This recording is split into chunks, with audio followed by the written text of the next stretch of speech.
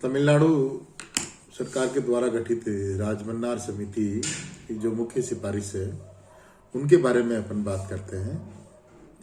पहली सिफारिश इनकी एक अंतर्राज्यीय परिषद की स्थापना की जाए जिसका अध्यक्ष प्रधानमंत्री हो तथा राज्यों के मुख्यमंत्री या उनके नामित व्यक्ति इसके सदस्य हो। इस परिषद से परामर्श किए बिना संसद में ऐसा कोई विधेयक प्रस्तुत न किया जाए जिससे एक या अधिक राज्य प्रभावित हो। प्रतिरक्षा और विदेशी संबंधों के अतिरिक्त इस परिषद में परामर्श किए बिना ऐसा कोई निर्णय न किया जाए जिससे एक या अधिक राज्यों के हित प्रभावित होते हो। द्वितीय, योजना आयोग को समाप्त कर दिया जाए तथा उसके स्थान पर एक संवैधानिक निकाय स्थापित किया जाए जिसमें राज्यों को सलाह देने के लिए विज्ञान, तकनीकी, कृषि और अर्थ विशेषज्ञ हो। राज्यों को अपने योजना मंडल में हो जो उन्हें परामर्श देने का कार्य करे। तृतीय, वित्त आयोग स्थायी आधार पर स्थापित किया जाए तथा राज्यों के पक्ष में करों का पहले से अधिक वितरण हो ताकि उन्हें केंद्र पर कम से कम निर्भर रहना पड़े। चतुर्थ, राजमन्नार समिति ने केंद्रीय एवं समवर्ती सूची के अनेक विषयों को राज्य सूची में स्थानांतरित करने की सिफारिश की। पंचम, समिति का सुझाव था कि केंद्रीय मंत्रिमंडल में राज्यों का पर्याप्त प्रतिनिधित्व होना चाहिए। छठवां, राज्यों के उच्च न्यायालय राज्यों के क्षेत्राधिकार के सभी मामलों में के लिए उच्चतम न्यायालय हो। सातवां जो सुझाव था राजमन्नार समिति का वो था राष्ट्रपति द्वारा राज्यपाल की नियुक्ति राज्य के मंत्रिमंडल तथा उसी उद्देश्य से बनाई गई किसी उच्चाधिकार निकाय से परामर्श के बाद में ही की जानी चाहिए। आठवां जो सुझाव था राज्यों को उनके औद्योगिक विकास के लिए विदेशी मुद्रा प्रदान की जाए।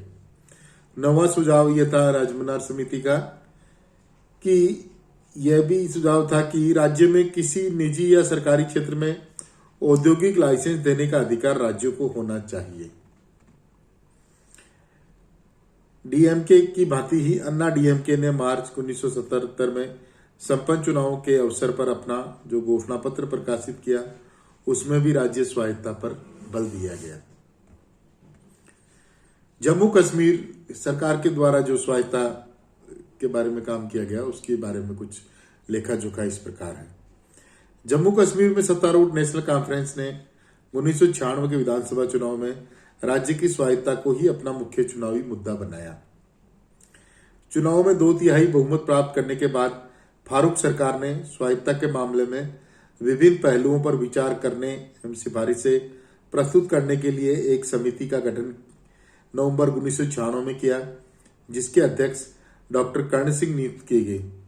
डॉक्टर कर्ण सिंह के त्यागपत्र के कारण फारूक मंत्रिमंडल के वरिष्ठ सदस्य गुलाम मोइनुद्दीन को इस समिति का अध्यक्ष बनाया गया। अप्रैल 1999 में इस समिति ने अपनी रिपोर्ट प्रस्तुत की। जून 2000 में मुख्यमंत्री फारूक अब्दुल्ला ने स्वायत्ता समिति की विवादास्पद रिपोर्ट पर विचार के लिए जम्मू कश्मीर विधानसभा का विशेष सत्र बुलाया। स्वायत्ता समिति की रिपोर्ट राज्य की 1953 से पूर्व की स्थिति बहाल करने की सिफारिश की गई। विदेशी मामलों, संचार एवं सुरक्षा के अतिरिक्त शेष सभी मामलों में पूर्ण स्वायत्ता प्रदान करने तथा राज्यों के राज्यपाल को सदर रियासत, मुख्यमंत्री को वजीर आजम के नामकरण प्रदान करने की संस्तुति भी इस रिपोर्ट में की गई थी। समिति की प्रमुख सिफारिशें निम्नलिखित है। राज्य का अपना एक पृथक संविधान हो। जम्मू कश्मीर की सरकारों के द्वारा जो स्वायत्ता के ऊपर काम किया गया उनकी सिफारिशों के बारे में अपन अब बात कर रहे हैं। देखिए, पहली जो सिफारिश थी वो थी राज्य का अपना पृथक संविधान हो। रक्षा, विदेश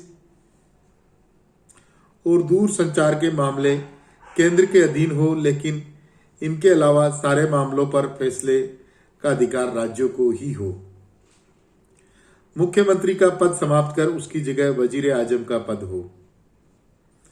मूल अधिकारों को पैरा 3 से हटा दिया जाए और राज्य संविधान में उनके लिए अलग से एक नया अध्याय जोड़ा जाए।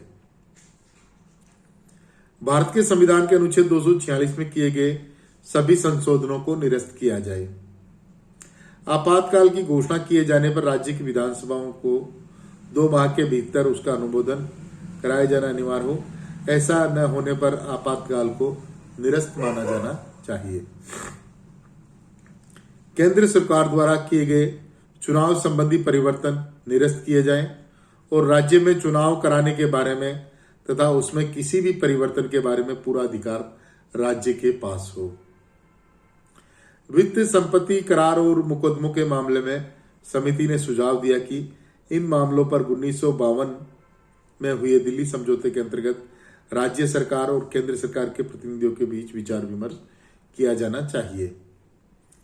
भारत के संविधान के 21वें भाग से अस्थायी शब्द को हटा दिया जाए तथा अनुच्छेद 370 के शीर्षक में उल्लिखित अस्थायी शब्द के स्थान पर विशेष शब्द शामिल किया जाए।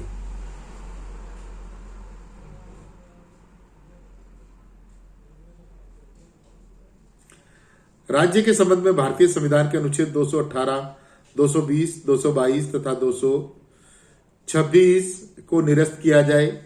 उनके स्थान पर जम्मू कश्मीर संविधान 1959 के पूर्व की स्थिति राज्य में बहाल की जाए। 4 जुलाई 2000 को केंद्रीय मंत्रिमंडल ने जम्मू कश्मीर विधानसभा द्वारा पारित स्वायत्तता प्रस्ताव को नामंजूर कर दिया है। मंत्रिमंडल का मानना था कि प्रस्ताव स्वीकार करने योग्य नहीं है, क्योंकि प्रस्ताव को स्वीकार करना पीछे की ओर लौटना होगा। इसमें ऐसी प्रवृत्तियों को बढ़ावा मिलेगा जो देश की एकता के हित में नहीं है।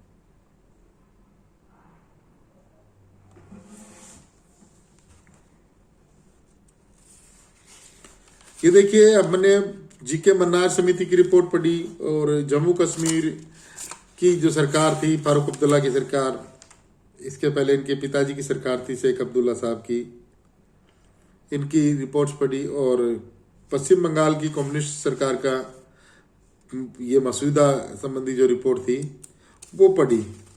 इन तीनों रिपोर्टों से लगभग इनके साथ काफी सारे राज्य थे, ऐसी बात नहीं है। बहुत से राज्य ऐसी ही बात सोचते थे।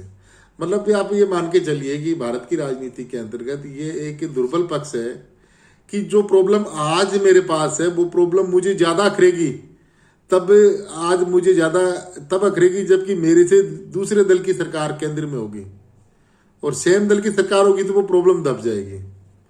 तो हमने यहाँ प्रॉब्लम आइडेंटिफाई किया ही नहीं। हम तो मतलब अवसर के आधार पे, परिस्थितियों के आधार पर प्रॉब्लम बनती है।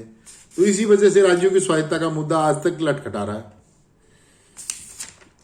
लेकिन ये जो यहाँ पे हमने रिपोर्ट को डालने का प्रयास किया, इसमें जम्मू कश्मीर को डाला है जैसे, और तमिलनाडु को डाला है, पश्चिम बंगाल को डाला है।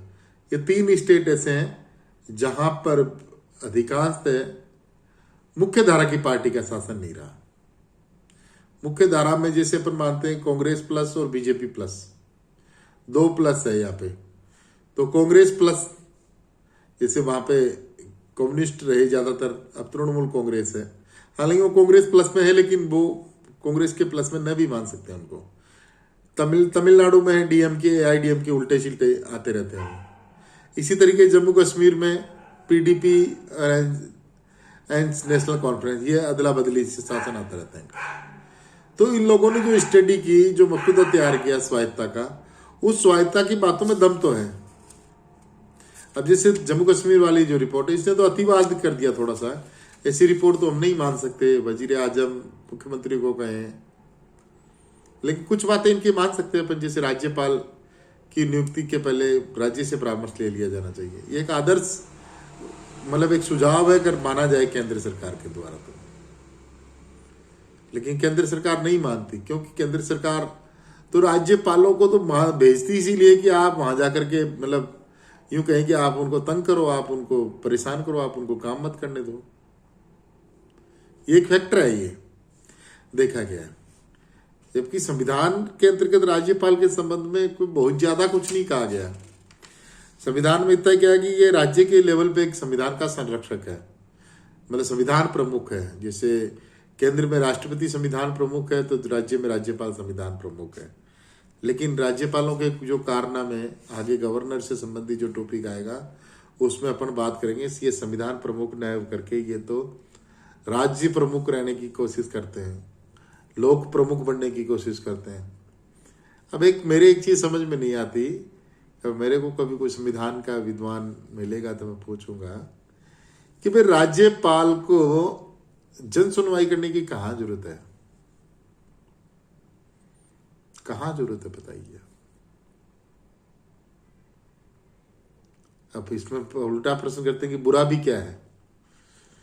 नहीं, कोई चीज बुरी नहीं है इसीलिए थोड़ी की जाती है, इसीलिए ना कि करनी ही चाहिए। राज्यपाल को कोई चुनाव नहीं लड़ना, राज्यपाल का कोई उत्तरदायित्व नहीं है जनता के प्रति। सही मायनों में प्रैक्टिकल बात यह है कि राज्यपाल को नाम मात्र का राष्ट्रपति नाम मात्र के लिए राज्य में भेजता है। संविधान इतनी सी बात ही कहता है, लेकिन इसका व्यवहारिक आइए, राज्यपाल वही व्यक्ति आएगा जिसको केंद्रीय मंत्रिमंडल अनुमोदित करेगा, और वो उन्हीं की पार्टी का सजातीय आदमी होगा, तो उन्हीं की पार्टी के हित पूरी करेगा वो। ये एक प्रैक्टिकल बात है राज्यपाल के संबंध में, क्योंकि सबसे ज्यादा अगर बदनाम को भारत के संविधान में पद रहा है तो वो राज्यपाल का पद रहा है। और इनके बदनामी के कारनामों को उदाहरण है, ऐसी बात नहीं है, ऐसे बात नहीं कही जाती। बहुत ही उदाहरण इन्होंने ऐसे ऐसे काम किए हैं कि संविधान में शायद उनके इन कृत्यों की कल्पना नहीं थी, या शायद संविधान निर्माता भी नहीं सोचे होंगे कि हमने जिन महोदय को राज्यपाल बनाया है वो ऐसे काम करेंगे। अब ये मतलब सब राज्यों की स्वायत्ता का अर्थ हो गया कि राज्यों की स्वायत्ता क्यों आवश्यक है। राज्यों की स्वायत्ता के लिए गठित जो कमेटीज है उन्होंने क्या क्या कहा, तो कम्युनिस्ट मैनिफेस्टो देख लिया अपन ने, जी.के. मन्नार साहब की कमेटी देख ली, और इसके बाद में इनकी शेख अब्दुल्ला या फारूक अब्दुल्ला एंड कंपनी के द्वारा जो गठित स्वायत्ता समिति थी उनकी बातें देख ली। इन सब से एक तथ्य तो हमारे सामने उभर करके आता है कि राज्यों की स्वायत्ता की मांग एक वाजिब मांग है। अब आवश्यकता इस बात की है कि इस मांग के संदर्भ में एक उचित विचार विमर्श और राष्ट्रीय स्तर की बहस करके इस मांग को पूरी करने का प्रयास किया जाना चाहिए, क्योंकि ये सभी पार्टियों के लिए प्रॉब्लम है। आप ये मान के चलिए कि जो पार्टी आज तो जो स्थिति है हिंदुस्तान की, वैसी वो तो एक बहुत ही सुंदर स्थिति है इस समस्या का समाधान करने के लिए, क्योंकि आज जो पार्टी राज्य में है वही केंद्र में है, लगभग किसी न किसी रूप में। जिस पार्टी का जनाधार राज्य में है वही केंद्र में सरकार बना रही है, क्योंकि केंद्र में सरकारों का ये जो टेन्योर चल रहा है, इन दो टेन्योर को हल्का सा छोड़ दें अपन, तो इससे पहले तो गठबंधनों का दौर था, और गठबंधन लगभग हर राज्य से छोटे छोटे दल एक दो दो चार चार सीट ला करके ऊपर केंद्र में बनते थे मंत्री या सरकार की इससे जो भी कहते हैं उनको। तो ये एक सुनहरा अवसर है, इसमें सभी राजनीतिक दलों को बिना किसी पूर्वाग्रह के आकर के और इस समस्या का समाधान किया जाना चाहिए। और मैं तो स्पेशली जोर दे के कहूँगा कि जीएसटी लागू होने के बाद में तो ये समस्या और भी गंभीर हो गई। राज्यों के पांव लड़खड़ा गए वित्तीय हालात को देखते हुए। राज्यों के पास अपने कर्मचारियों को सैलरी देने के लिए पैसे नहीं बचे। अब एक कोविड की महामारी है, छोटे सा टाइम लॉकडाउन करना पड़ा, थोड़े से दिन अर्थव्यवस्था बंद क्या रही, कर्मचारियों की सैलरी तक काटने की नौबत आ गई। अब सैलरी काटने का जो निर्णय है किसी राज्य सरकार के द्वारा लिया जाता, तो मैं नहीं मानता हूं कि ये कोई खुश होकर निर्णय लिया गया उनके द्वारा। उनकी बहुत जबरदस्त मजबूरियां होगी तब जाकर के लास्ट स्टेप पे लिया। तो ये मजबूरियां क्यों है, क्यों आई है, इन चीजों के ऊपर बात करने की जरूरत है। अर्थव्यवस्था को पुनर्जीवित करने की आवश्यकता है जबरदस्त रूप से, और राज्यों को बिल्कुल फ्री हैंड देना पड़ेगा आपको बहुत से मामलों में कि आप संसाधन जुटाओ, कर लगाओ, पैसे बढ़ाओ, विकास करो, सड़क बढ़ाओ, यातायात बढ़ाओ, पानी बिजली करो, सिंचाई के साधन दो। ये सब चीजें राज्यों को देने के लिए स्वतंत्र होना चाहिए, और ये स्वतंत्रता उनको तभी मिलेगी जब उनके पास में आर्थिक शक्ति आएगी, आर्थिक पावर आएगा। अब आर्थिक जब पैसे की बात आती है तब तो आप केंद्र की तरफ देखते हो और वैसे कहते हो कि आप ये शिक्षा भी कर लो, आप हेल्थ भी कर लो जी आप, प्राइमरी एजुकेशन, मिडिल एजुकेशन ये भी ले लो, धीरे धीरे हम आपको हायर एजुकेशन भी हैंड ओवर कर देंगे, लेकिन हम आपको पैसे नहीं देंगे, पैसे नहीं देंगे हम आपको। ये तो कैसे हो सकता है? क्योंकि आरबीआई के जो नियम है उनके हिसाब से राज्य आरबीआई से लोन भी मतलब केंद्र की गारंटी पे ही ले सकता है। तो पुनर्विचार की आवश्यकता है थोड़ी सी। चलो नेक्स्ट पे चलते हैं। Thank you very much.